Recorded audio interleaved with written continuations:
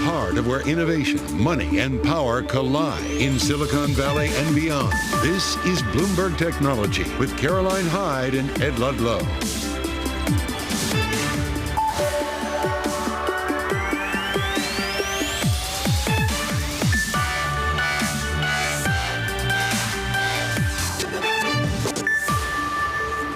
I'm Caroline Hyde at Bloomberg's world headquarters in New York.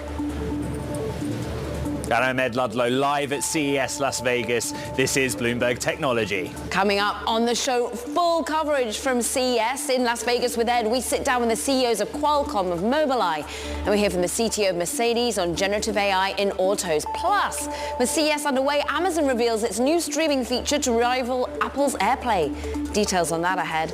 And Bitcoin, it hovers just below that $47,000 mark, all ahead of the all-important SEC decision on the spot Bitcoin ETF that we still anticipate. All that and so much more coming up. But first, Ed, you are live on the ground, and it must all feel like it's about artificial intelligence.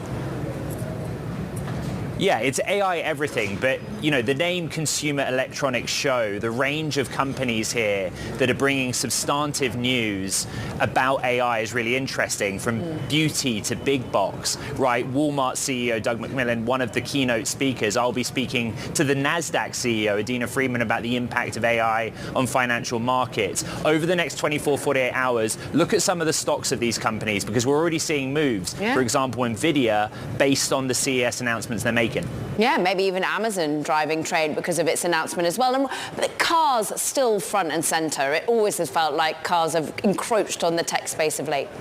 Yeah, there is a heavy presence of the automotive sector here, particular focus on technology that ranges from AI and perhaps advanced driver assistance and autonomy right through to the next generation of battery electric vehicles. That's going to be the discussion here throughout this hour, a really heavy automotive scene, underpinning it AI. I mean, we've got to get to what's happening on the ground in CES, and you've got a key special guest for us. Yeah, let's get right to our first interview. Mercedes CTO Markus Schäfer. And as we discussed, Mercedes starting their announcements focused on AI. And Markus, I don't know what to make of this. You're calling it a virtual assistant. It is part generative AI tool. It's part cockpit.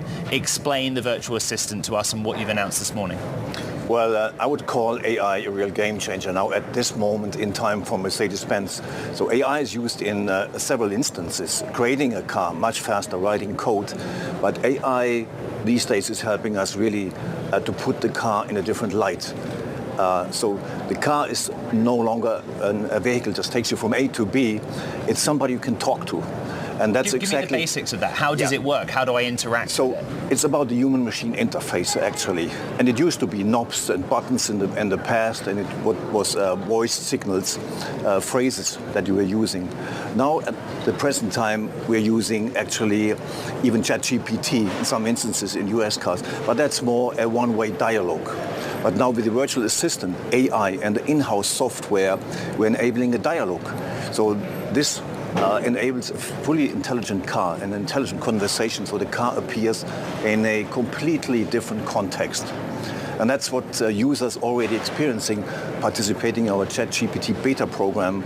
So the use of voice control and voice interaction with the car is just rising dramatically by a more intelligent conversation with the car. And that's exactly what this virtual assistant that we are creating with the help of AI and in-house software is enabling. So this changes the relation between you, the customer, and the car dramatically. Markus, who built the underlying technology? Mercedes, or you worked with an AI developer like OpenAI?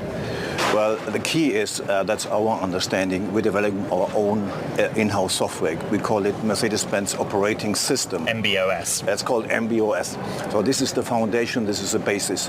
This is a chip-to-cloud architecture. So we're defining the chip level, we're defining the base layer, middleware, we're defining also our cloud. So we own the cloud, the Mercedes-Benz Intelligent Cloud. So it's a complete 360-degree system. And within this system, we're having partners. So we're using partners for AI modules, data access. And so we're partnering here partially when it comes to the virtual assistant, but partially the software is written in-house in order to be in control of the result towards the customer and data privacy. Just very quickly, if I'm a Mercedes customer, do I purchase Virtual Assistant or does it come as part of a broader software suite? Well, the idea is that we provide a complete entertainment package. So it's not only the virtual assistant. Across all model lines or? Across all model lines. So it's ultimately about the customer experience. And the virtual assistant is just an enabler, an intelligent enabler that opened up the world of entertainment for a Mercedes-Benz customer. So you purchase a whole package of entertainment. It's video, it's audio. We just announced yesterday a partnership with Audible podcast. So there are many, many ways that entertainment in a Mercedes-Benz is taken to the next level through the virtual assistant. Marcus, you are entering a key battleground with Drive Pilot, level 3, California and Nevada at first, and customers will be able to start taking delivery, download of this early 2024. What has demand been like? Can you tell me how many Mercedes customers will be able to use Drive Pilot on roads in those states 2024?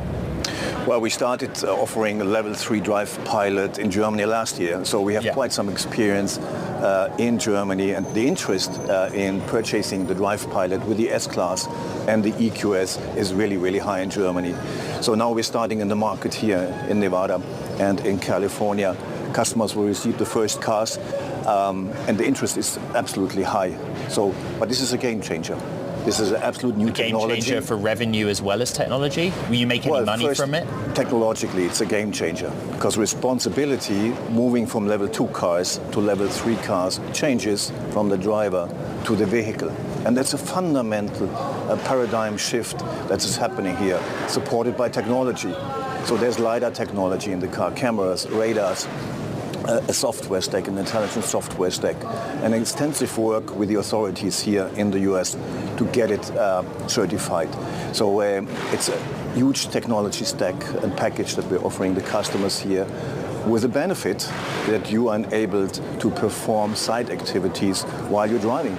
So eyes off the road and hands off the steering wheel for the first time. Right. This is the only vehicle in the market so far. You raise a good point on certification. A big news story of the last week has been the recall in name only of all Tesla vehicles on autopilot in China. And the regulator said you need to do more to get the driver focused on the road, more alerts. Do you think you'll avoid a soft recall like that? Are you confident that once Drive Pilot is rolled out here in the United States and later China, that it will just be able to exist in the marketplace? Yeah, I believe you can never rule out that you are running into a recall. But on the other hand, we're doing everything in the 4 fields to avoid this and making sure this is a reliable system. So the extensive work with authorities over a couple of years with DMV, NHTSA, and many authorities in the country to explain the system to them and the boundaries of the system, what the system can do and what the system cannot do is so essential, and to explain it in detail also to the customer. So it's an education process that has happened over the last 2 years, 3 years in the country here, making sure customers and the legislator understand the boundaries of the system here. And I think it's very important to distinguish between a level 2 system, a driver assistance system, and an automated Drive Pilot. The lowest level autonomy at 3. And it's so essential for the customers that they understand what the system is able to do and what they can do and what they cannot do in order to avoid what we call mode confusion. Right. So you should never confuse your customer what the system is able to do. That's why we clearly distinguish. This is a level 2 car. Driver assistance takes a lot of load from you, but you always have to have your hand on the steering wheel and you are in charge. But in level 3, you give the responsibility to the machine. And that's a fundamental change with the benefit you can perform side activities, watching movies and doing other things in the car legally. Marcus Schaefer, Mercedes Chief Technology Officer, CTO. Good to catch up here at CES. Caroline, back to you in New York. Love the nuances when it comes to tech within the auto sphere. Meanwhile, coming up, we're going to be continuing that coverage from CES. Next up, the Mobileye CEO. You do not want to miss our conversation coming up next. Meanwhile, just keep an eye on what's happening with the shares of Uber and Lyft today. We go from auto discussion to, well, the discussion around flexible working and indeed gig working. The pushback is on, of course, once again, the federal government really trying to look at how we are protecting employees, whether contractors are indeed full-time employees or not. You can expect, of course, the Chamber of Commerce and indeed some of these companies to push back against the latest labor law that has just dropped today. We're still up on the higher side, Lyft up more than a percentage point, Uber up more than 2%. So no great investor concerns at the moment. This is Bloomberg Technology.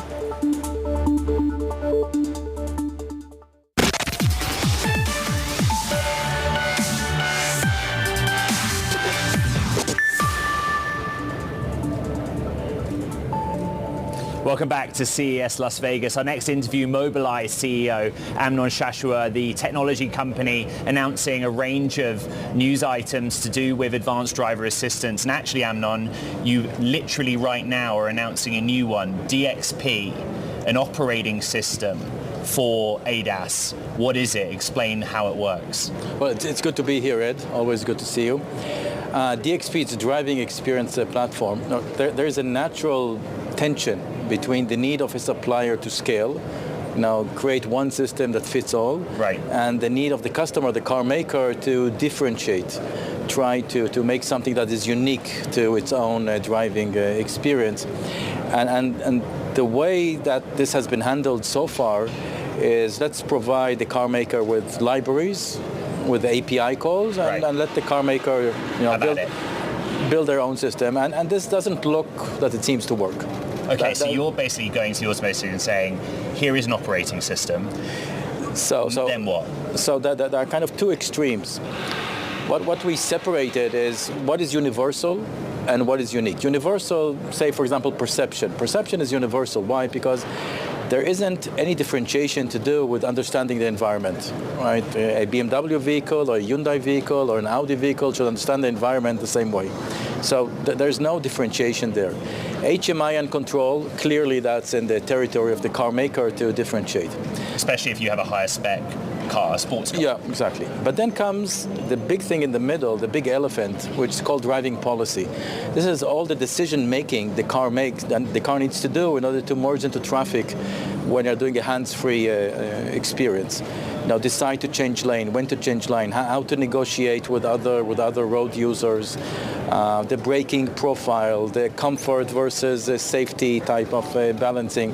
There's lots of heavy AI there, lots of validation, huge amount of data for training, and this is something that so far has been difficult to separate into something that you can just give a library to the car maker. So what we created an operating system that separates driving policy into the universal part, which Mobileye does as kind of the substrate, all the difficult AI parts, and then the unique parts, that is a set of code that we provide, of course, reference code to the car makers that controls every aspect of the driving experience. Right, they customize the OS relative to the model that they're trying to. Yeah, it's just like writing an app on an iPhone. Right? Just like writing an app on an iPhone. You're going to make any money from this? Well, it allows us to scale. How so? Because we're talking about very complex systems. These are not just a front-facing camera, basic ADAS. These are systems with 11 cameras and radars, heavy compute.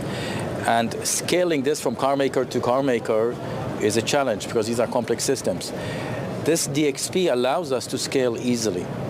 From our point of view, we're creating one system that kind of fits all, but from the point of view of the car maker, they have full control of changing the driving experience to whatever they desire.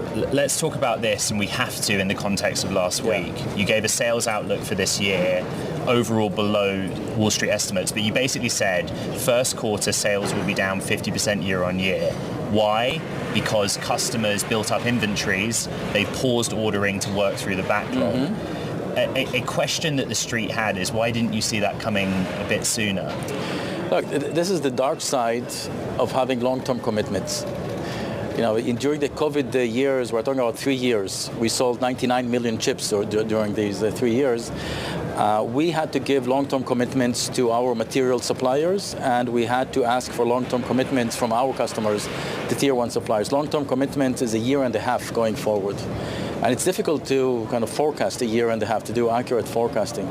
So we felt very secure that we have, firm purchase orders a year and a half ahead.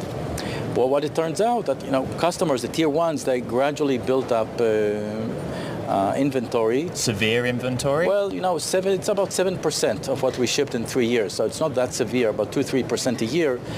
But it was kind of under the rug. We didn't see it coming.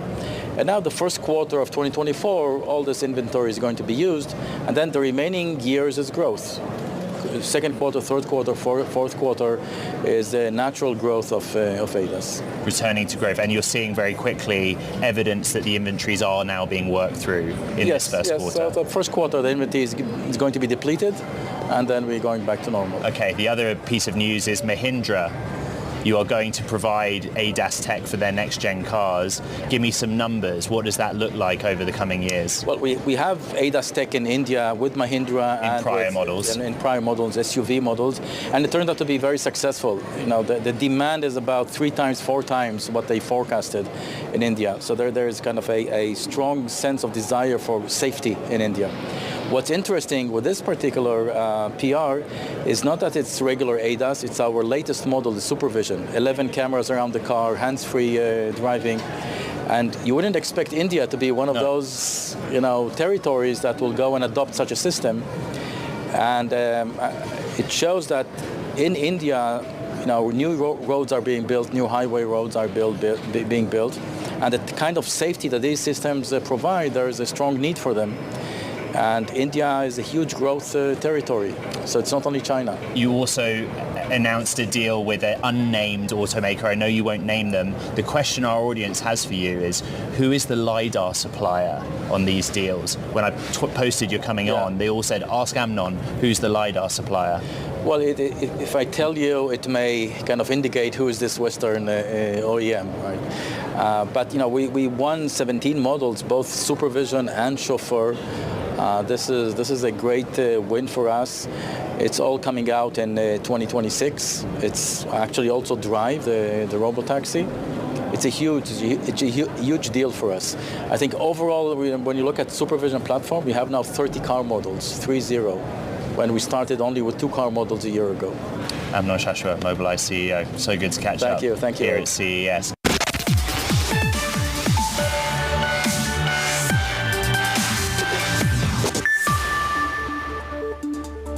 Time now for Talking Tech. First up, India's Z Entertainment has reportedly missed the deadline to pay Walt Disney's India unit for the rights to televise cricket matches. Now, Bloomberg sources say Z didn't pay a $200 million installment fee to Disney Star. It was due to a shortage of cash. Z and Disney Star entered that agreement, a $1.4 billion pact, in August to broadcast the cricket games until 2027.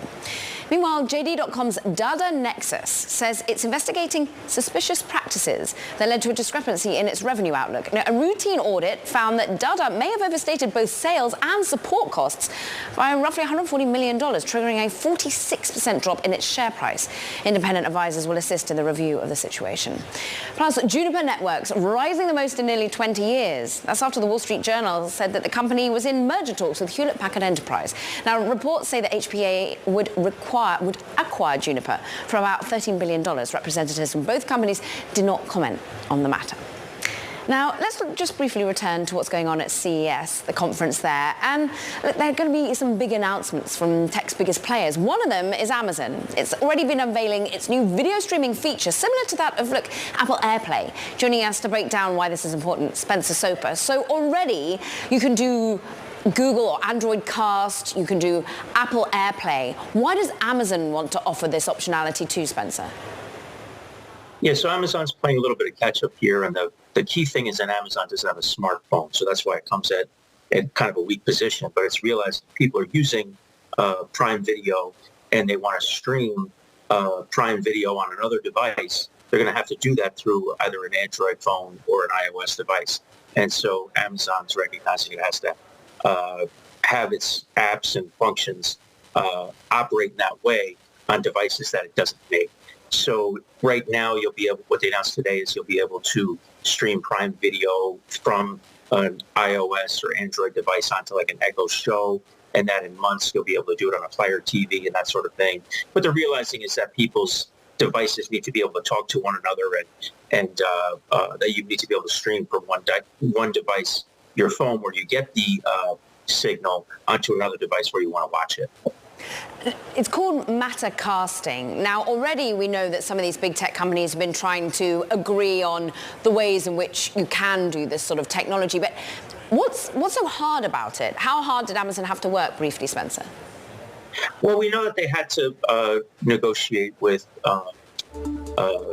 Apple and Google, and those things can be kind of tense. It's hard to find the win-win, and a lot of times these companies want to be in like kind of a walled garden where they control everything. Yeah. Spencer Soper, I know you're a busy guy. You're about to make that flight out to Las Vegas yourself. We really appreciate you bringing us that particular story. This is Bloomberg Technology.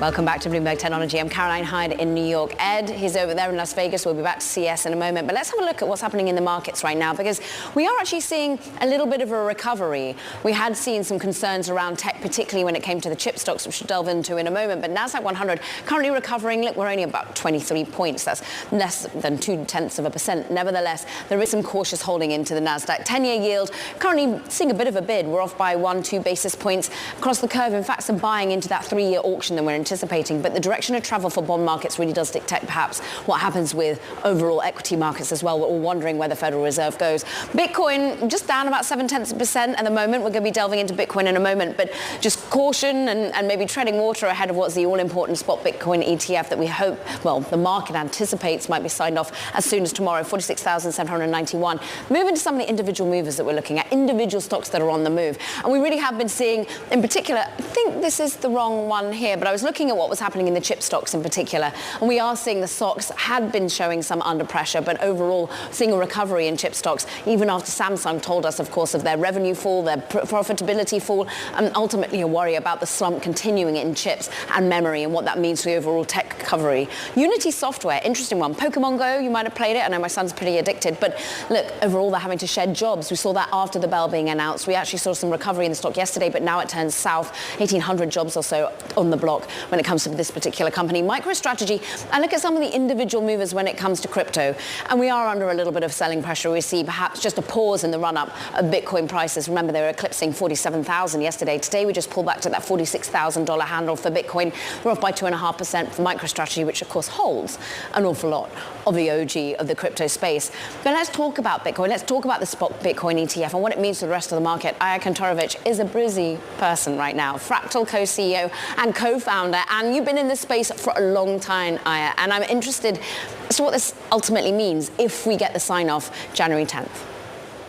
Absolutely. It's a pretty big move. It's going to be 15 years after the initial genesis block of Bitcoin. And what we expect to see is actually a rotation from GBTC, spot Bitcoin, as well as the future into the ETF, because not only is it cheaper, but also from a custody and security perspective, it's going to be a lot safer in terms of risks. You have BNY Mellon, who's the admin for over half of the ETFs today. And what you'll see also is instead of paying 10+% for the futures carry rate, you're going to pay an implied cost of roughly 20 bips in fees, which again is a lot cheaper. So you'll likely see the CME basis collapse, which we expect to be trading under dare bid.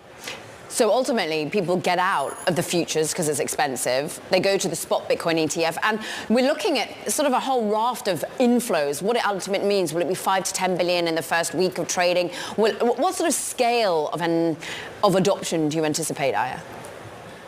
I think, the market has priced anywhere between 1 to 2 billion. You saw Standard Chartered that said they expect anywhere between 50 to 100 billion within, 2024 alone. It really depends. But I would say, today you still have open interest that's the highest it's ever been on the CME. So institutions are very much long Bitcoin. And because it is so expensive, but also very difficult to trade on the CME directly today, whether it's through an FCM or it's through your broker. We do expect to see that migrate over to the spot ETF, which will just inherently be easier to trade. And Fractal, of course, your business that you're building is all about trying to make trading, liquidity, the whole use case of this new asset class easier. I'm interested as to what sort of scale of adoption you see for retail. Like, a lot of this is about institutional buying. A lot of it's about whether or not I can get it on my pension. Exactly. And so, the conversations we've been having, even we always talk about the Santa run up, or the conversations that people have in Thanksgiving when they're home with their families. And really, the realistic thing is, up until now, people couldn't purchase this easily in their 401k and their IRAs. And now this unlocks this entire market, which is, over 6 trillion just in the ETF market alone in the United States. The RIA market is also massive, specific in the US. And the fees for this is also relatively low. We're seeing a competition of fees as well. And aside from just your dad, your grandparents being able to purchase this, we've also seen a lot of narratives, Bitcoin narratives on chain around surrounding companies that are BTC specific also have a run up into this news. It's interesting, isn't it, the way in which the SEC has been trying to play this. There's been lots of anticipation and perhaps reporting that they didn't want to make a kingmaker. It sort of happened with the futures Bitcoin ETF, where ProShares just got ahead of the rest of the pack.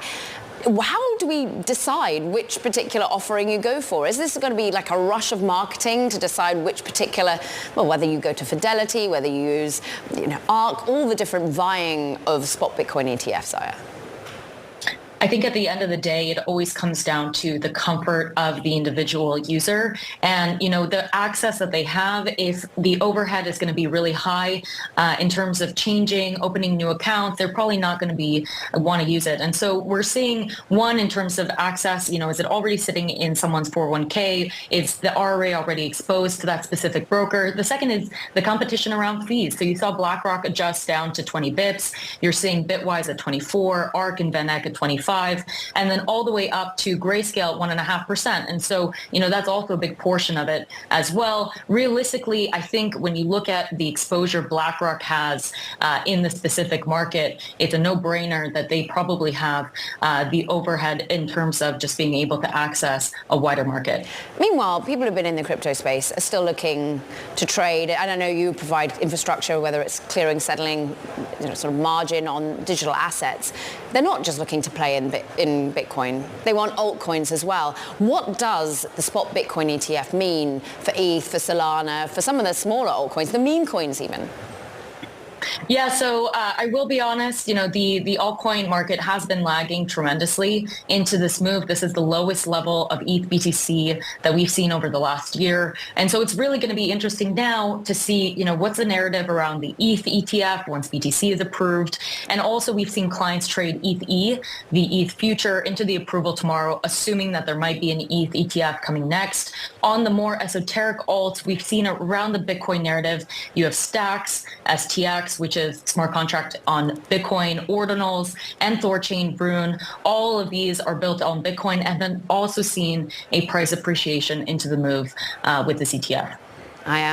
We thank you for carving out a little bit of time on what is a pretty hectic week, I'm sure. Aya Kantarovich, we thank you so much. Fractal co-CEO, co-founder. We always love having you on the show. Meanwhile, coming up, look, we're going to continue our CES coverage. We're going to sit down with Qualcomm CEO, Cristiano Amon. You do not want to miss that conversation, whether it's, of course, the chips that have been used within autos, whether it's in the latest VR, AR. We're going to have a conversation across the board. This is Bloomberg Technology. Welcome to our Bloomberg television and radio audiences worldwide. We are live at CES Las Vegas, and we're talking to the CEO of Qualcomm, Cristiano Amon. Cristiano, good to see you. Good to see you too, Ed. There is a flood of wide-ranging news and announcements, but I actually want to start on your updated XR chip. This is a processor that you are going to put into headsets, mixed reality headsets that will take on the Apple Vision Pro. And I just want you to talk about how confident you are that you will take on the Apple Vision Pro, and at what end of the market you're going to help support? Look, we have been a big believer in spatial computing, and I think the XR Gen 2, it's another instance of what we have been doing generation after generation to get 4K spatial compute on each eye. But most important is we've been driving how to bring scale. You see some of the partnerships we have with Meta, what they've been doing with the Quest series.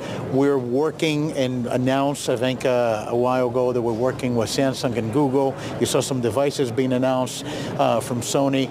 I think that's a great opportunity, and the key thing is, can you get that to a scale with the performance and the price point that we excite developers? I think it's a great opportunity. On the scale point, there is a feeling that Apple will come in with the Vision Pro or a next generation at a lower price point and just take the market.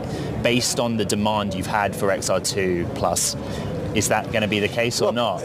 I think you have to look at this in a different way. I think Apple is doing a great job. I think what they've done with the Vision Pro, it's great if you look at the device, and to bring it to scale, all that this is going to do is to ignite the developer ecosystem. At the end of the day, those computing platforms and developers creating content, the more that you have, more content, and that content that they're going to help create is going to be available on other platforms as well, and vice versa. It's about creating the next spatial computing platform. It's a great opportunity. We're still in the early growth stage of this market. You have been to many CESs.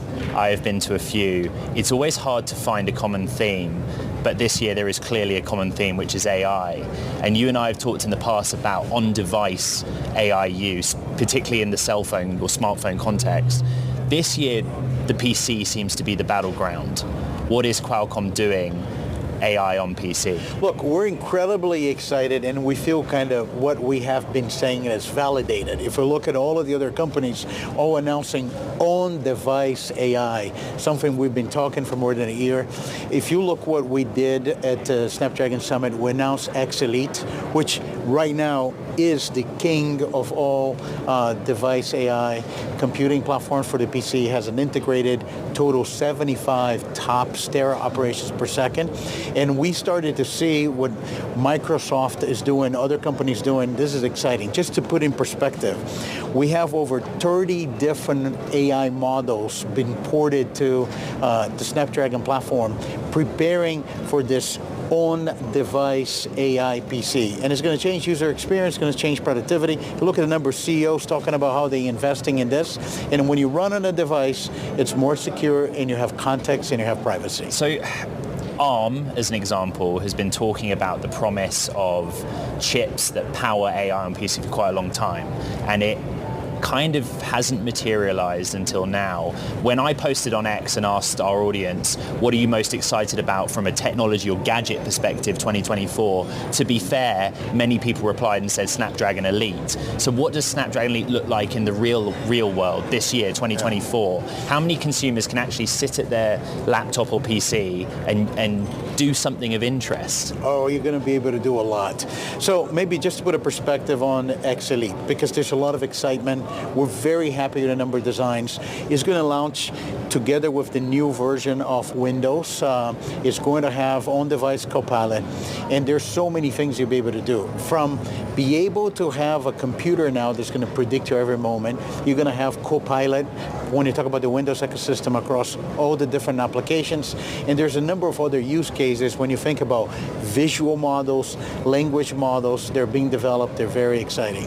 And I think that's happening on PC, that's happening on phones, that's going to happen on cars as well. To our Bloomberg television and radio audience worldwide, we're live in Las Vegas at CES, and we're speaking to Cristiano Amon, CEO of Qualcomm. Let's set a baseline and say there is still some weakness in the global smartphone market, right?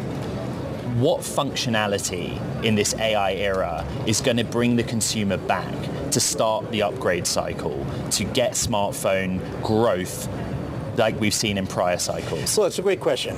As far as the weakness, I think we did say in the last earnings call that the correction and the inventory correction is behind us right now. So we're excited about the market being stable. And then it leads to exactly this point that you bring up. What is going to create a new upgrade cycle that people want to buy a new phone? And we're 100% convinced is what's happening right now with Gen AI on the phone. The way you need to think about it, we have been accustomed to the experience that you have a platform, or the OS platform, on top of the computer you have the apps, and you go in and you touch it. But now, on top of the OS, you're going to have those models that try to predict your every move. And it's going to bring not only efficiency, but new use cases. And we're seeing that. We're seeing that with automatic translation. We're seeing that with web summarization. We're seeing that with ability to create content, and they did content in real time, content that didn't exist before, using visualization models, and many more. And something as simple as texting is going to have context that will allow the AI to bring information that you may want to share, you may want to schedule, all part of the experience.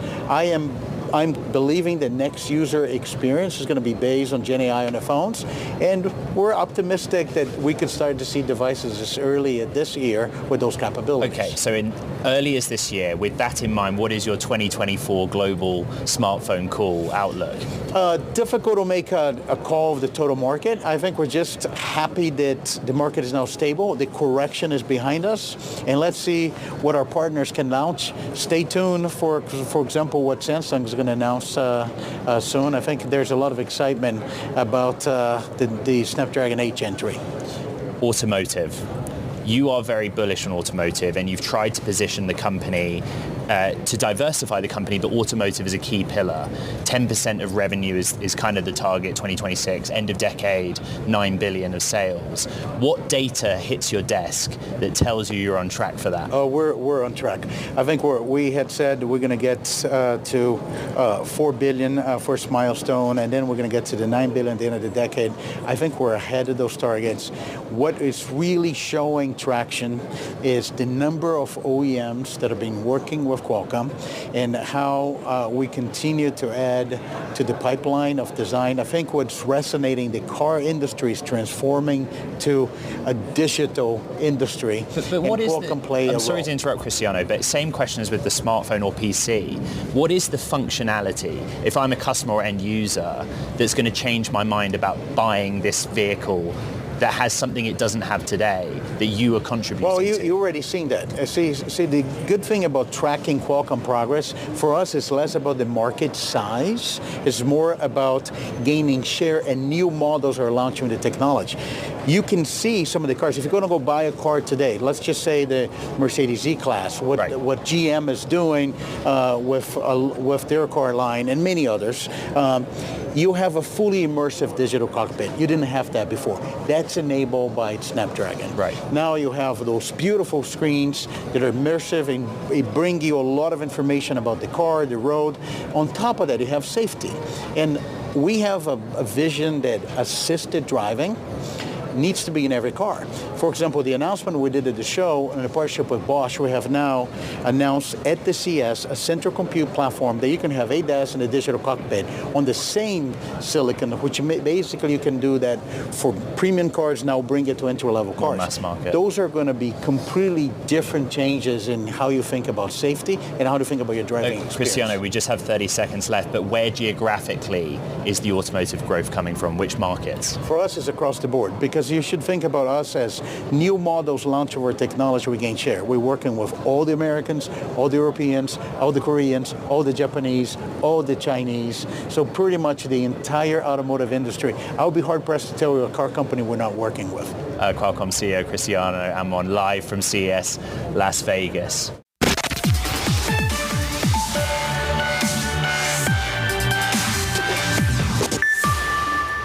Now Now, Microsoft's $13 billion investment into OpenAI look at risks of full-blown investigation by the European Union, the deals watchdogs there, after a mutiny, of course, that the ChatGPT creator laid bare there's really deep ties between the two companies, Sam Altman and, of course, Satya Nadella. The European Commission said on Tuesday that it's examining whether Microsoft's involvement should be vetted under the bloc's merger rules, paving the way for a formal probe and even a potential unwinding if it's found to hamper fair competition. Meanwhile, let's look at another coming together. This one is the matchmaker Match, of course, company that is the parent company of many a dating app, Tinder, Hinge. Shares rising after a Wall Street Journal report said that Elliott Investment Management has actually built up a stake of about $1 billion in the company. Bloomberg's Graham Starr joins us now to discuss as to what they are currently concerned about. Why are they building up? Why do they want to be pushing for change at Match? So over the last 4 quarters, Match, which owns Tinder, the largest dating app in the world, has seen a consistent decline in paid subscribers. Even though it's increased the average revenue per user, Elliott, other investors are likely to be concerned about that number. There's been a lot of pressure on the company to increase that subscriber number. They've rolled out new subscription plans as well as new offerings to try and get new subscribers, new paid users. That's likely the goal for the year. Something I want to make clear is that there are no sell ratings on Match Group or even a close competitor, Bumble, which has also seen a very similar decline over the last year. And many would say this is a normalization. Of course, like many a stock, it went absolutely gangbusters during COVID because we were all stuck at home, people dating, using apps far more, and then a realization that maybe the way in which we date hasn't changed that much. But if they are trying to charge $60 per user if you're a really active dater, if they are trying to already change things up and Bernard Kim taking over in terms of steering Tinder as well directly, well, what can they really do you think? Well, it's not just $60 a month. Late last year, they rolled out a $500 a month plan for Tinder as well. Part of the same acquisition that they bought the League, which is, again, a very expensive dating app that is geared towards career-minded individuals in 2022. It is this investment in different ways in which communities can develop, or they can develop community-focused dating apps. They also launched Archer, which is focused on queer and bisexual and gay men, as well as leaning into these other apps that they own. Ad campaigns, pricing plans, ultra premium tiers. Is it just more now that the investor base just thinks, oh good, an activist investor might just start to drive even more change or more view of the value of the parts of this business? I think there's also a goal for consistency. The company has seen churn in its CEOs. Yeah. It has not had a CEO for longer than 2 years. Bernard Kim has been CEO for less than 2 years at this point. He's now been CEO of Tinder in addition to Match Group. The company's pricing plans see consistent churn, as you can see with analysts attribute to just generally high pricing plans overall. I think what investors are looking for is consistency, that the company can get more consistent paid active users. We'll see if Elliott Investment Management can help steer with that. Graham Starr, great to have you on. Thank you so much. Meanwhile, look, that does it for this edition of Bloomberg Technology. The CES coverage does not stop and continues tomorrow as well. Check it out on our podcast if you need a recap. This is Bloomberg Technology.